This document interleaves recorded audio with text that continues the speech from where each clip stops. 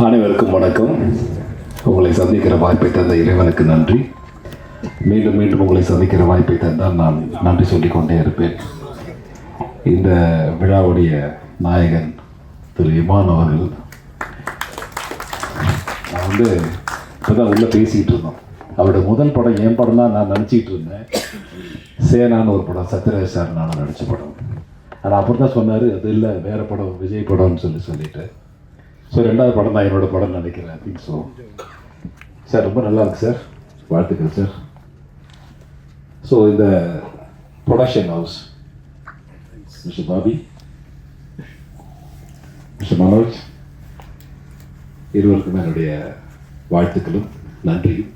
ஏன்னா இது போல் ப்ரொடியூசர்ஸ் வரணும் சினிமாவுக்கு. அப்போ தான் நல்லாயிருக்கும். தேட்டர்ஸ் திறந்து வச்சுட்டு உட்காந்துருக்காங்க எல்லோரும். இதில் இளவரசு என்னுடைய பழைய நண்பர். எனக்கு அவர் காலையில் ஏதோ ஒரு இது உங்ககிட்ட பேசினா போய் சேரும்ன்றதுக்காக சில விஷயங்கள் பேசினார்னு நினைக்கிறேன். இல்லை, ஆமாம், அதனால தான் பேசினார்னு நினைக்கிறேன். அவர் வேலையை கரெக்டாக பார்த்துட்டாருன்னு நினைக்கிறேன். பைக் வேலை இல்லைங்க, வேறு வேலைங்க. அதனால் எனக்கு என்னென்னா, ஒரு நல்ல தயாரிப்பாளர்கள் வரணும் சினிமாவுக்கு. நல்ல தயாரிப்பு, அதாவது சின்ன படம் பெரிய படம் இல்லாமல் நல்ல படம் கெட்ட படம். நல்ல படம் இருக்கிறவங்க நிறைய பேர் காத்துட்ருக்காங்க. ஸோ என்னை போல் ஒரு நடிகர் சொன்னார், சின்ன படம்லாம் எடுக்காதீங்க இனிமேல், சின்ன பட்ஜெட்டில் படம் எடுக்காதீங்க அப்படின்னு. அது அவர் சொந்த கருத்தாக இருக்கலாம்.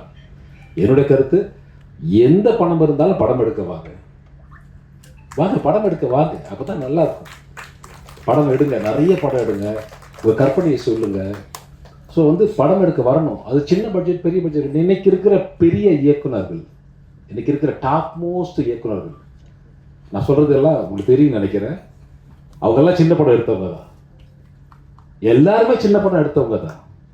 இன்னைக்கு இருக்கிற பெரிய நடிகர்கள் சின்ன படத்தில் நடித்தவங்க தான். எதுவுமே பெரிய படம் கிடையாது சார். எடுத்த உடனே ஒரு 100 கோடியில் 200 கோடியில் படம் பண்ணுறது இல்லை. சின்ன படம் பண்ணணும், வாங்க சினிமாவுக்கு வாங்க. இப்போ இளவரசு மாதிரி ஒரு நடிகர் இருக்கார், இப்போ கிங்ஸ்லி மாதிரி நடிகர் இருக்காருன்னா, ஐயோ இவங்களை பார்த்தா கேளுங்க, போய் ஒரு தடவை கேளுங்க. கேட்டுட்டு அவங்களுக்கு உங்கள் பட்ஜெட்டுக்கு ஒத்து வருவாங்களான்னு பாருங்கள். கேட்குறது தப்பே கிடையாது. Is it right? கேட்டு பண்ணுங்கள். அதனால் I welcome mister Bobby sir. வாங்க, நிறைய படம் பண்ணுங்கள், நிறைய பண்ணுங்கள். இன்னும் உங்களால் எவ்வளோ முடியுமோ பண்ணுங்கள். நிதானமாக பண்ணுங்கள், பொறுமையாக பண்ணுங்கள். என் நண்பன் வைபவ் ஃப்ரெண்டில் முகத்தை காட்டுறது பாருங்கள, பக்கத்தில் பாருங்க. வைபவ் சொன்னால் பக்கத்தில் சிரிப்பாருங்க. பக்கத்தில் இது ஒரு நடிகர் நடித்தார், அதனால் நிறைய ஸ்பேஸ் கொடுத்தான்னு சொன்னாங்க. ஸ்பேஸ் உனக்கு கொடுத்தது இல்லைப்பா, அவனுக்கு வேறு வேலை இருந்தது, அதனால் ஸ்பேஸ் கொடுத்துருக்காரு. அதனால் நம்ம ஜூனியர் மாதிரி தான், நல்ல பயமான பையன். நான் ஊர்லேருந்து வரும்போது நான் கேட்டேன், பாபி சார் வராரு இன்னைக்கு அப்படின்னு சொன்னால், சரி ஓகே ரைட். அவர் ரொம்ப தூரத்துலேருந்து, அமெரிக்காலேருந்து வராரு. நான் பக்கத்துலேருந்து வர்றது ஒன்றும் தவறு கிடையாது. நான் சின்ன சின்ன வேலையாக கடலூர், விழுப்புரம், திண்டிவனம் இருந்தேன். ஸோ அங்கேருந்து ஜேர்னி பண்ணி வந்துடுறேன் அப்படின்னு சொல்லிட்டு ஐம் ஜஸ்ட் கம்மிங். நான் சொன்னேன், ஒரு சினிமாவுக்காக ஒருத்தர் யூஎஸ்லேருந்து வந்திருக்காரு அப்படின்னா நான் பக்கத்துலேருந்து வர்றது தவறு கிடையாது. ஸோ திரும்ப நான் ஓடணும் அங்கேருந்து. ஸோ அதனால் வாழ்த்துக்கள் சார். வாங்க, நிறைய பேர் இன்னும் சினிமாவுக்கு வாங்க. நிறைய உங்களுடைய கனவுகள், உங்களுடைய நிறைய பேர் கதையை வச்சுட்டு நிறைய இளம் இயக்குநர்கள் காத்துட்ருக்காங்க. ஸ்கிரிப்டை கேளுங்க, அவங்ககிட்ட கேட்டு நீங்கள் ரொம்ப கரெக்டாக பண்ணுங்கள். நானும் நிறைய படம் பண்ணிகிட்டு இருக்கேன். முடிஞ்ச வரைக்கும் என்னுடைய கான்ட்ரிபியூஷனை கொடுக்குறேன். நான் சொல்கிறதெல்லாம் இது என்னுடைய இண்டஸ்ட்ரி, நம்முடைய இண்டஸ்ட்ரி. இங்கே உட்காந்துருக்க பழைய பத்திரிக்கையாளர்கள் நிறைய பேர் எனக்கு நல்ல பரிச்சயமானவங்க, ரொம்ப காலமாக இருக்கும். ஸோ அதனால் இது நம்ம இண்டஸ்ட்ரி, வாங்கன்னு சொல்லி எல்லோரையும் வர வைக்கிறோம். முடிஞ்ச வரைக்கும் பண்ணட்டும். இப்போ பெரிய படம் மட்டும்தான் ஒரு 10 பேர் இருப்பாங்களா, இல்லை 15 பேர் இருப்பாங்க. பொங்கல் எனக்கு, தீபாவளி உனக்கு, ரம்ஜான் உனக்கு, கிறிஸ்மஸ் எனக்கு, இப்படி பிரிச்சுக்கிட்டாங்க நாட்களை. மற்ற நாளில் என்ன படம் பண்ண போகிறோம் நம்ம? சரி, விழாக்காலம் மட்டும்தான் இருக்குன்னா மீதி நம்ம என்ன பண்ண போகிறோம்?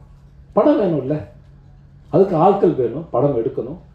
ஸோ அதை நம்பி இருக்கிற என்னை போன்ற நடிகர்கள், இன்னும் பெப்சின்னு ஒரு 24 கிராஃப்ட் இருக்குது, அதில் ஒர்க் பண்ணுற நிறைய பேர் இருக்காங்க. அவங்களுக்கு வேலை கொடுக்கறதுக்காக நீங்கள் தயவுசெய்து இந்த இண்டஸ்ட்ரி, சினிமா இண்டஸ்ட்ரின்னு சொன்னாங்க, இது ஒரு தொழிற்சாலை. இது நல்லா இருக்கணும்னு நான் ஆசைப்பட்றேன். என்னுடைய ஹம்பிள் ரிக்வெஸ்ட், வழக்கமாக நான் சொல்கிறது தான், தமிழக அரசிற்கு ஒரு அன்பு வேண்டுகோள், என் அன்பு தம்பியின் உரிமையோடு சொல்லலாம், மாண்புமிகு அமைச்சர் திரு உதயநிதி அவர்களுக்கு ஒரு அன்பு வேண்டுகோள். இது உங்ககிட்ட சொன்னால் போய் சேருன்றதுக்காக சொல்கிறேன். தயவுசெய்து நீங்கள் வந்த திரையுலகம் என்கிற காரணத்தால் எங்களுக்குன்னு ஒரு இடம் வேணும். அங்கே போஸ்ட் ஓட்டுறதுக்கு என் கண்ணு முன்னாடியே போஸ்டர் கிழிச்சிட்டு, உங்களுக்கு கூட்டணி கட்சி அரசியல் வேணும் நான் இல்லைன்னு சொல்லலை, பட் இதுவும் ஒரு இண்டஸ்ட்ரி. போஸ்ட் வந்து நாங்கள் டேக்ஸ் கட்டி வரி கட்டி போஸ்ட் அடிக்கிறோம். எங்கள் போஸ்ட் ஓட்டுறதுக்கு ஒரு இடம் தயவு செய்து எங்களுக்காக கொடுங்க. நாங்கள் அதுக்கு எவ்வளோ செலவோ நாங்கள் பார்த்துக்குறோம். இது ஒரு தயாரிப்பாளர் செலவு, ஒரு நடிகை நான் ஆதங்கப்படுறேன். ஒரு போஸ்ட் ஓட்டினா தான் இந்த படம் இந்த தேட்டரில் ஓடுதுன்னு தெரியும். அதனால் ஒரு இடத்த ஒதுக்கி கொடுங்க. அங்கே இடத்த நாங்கள் வந்து பராமரிச்சுக்கிறோம், நாங்களே பண்ணுறோம். அது நீங்கள் டீம்கிட்ட பேசலாம், தவறில்லை. இதை செய்து தர வேண்டும் என்று என் அன்பு வேண்டுகோளை என் தம்பி மாண்புமிகு அமைச்சர் உதயநிதி அவர்களுக்கு அன்பு வேண்டுகோளாக வைக்கிறேன். அதற்கு பிறகு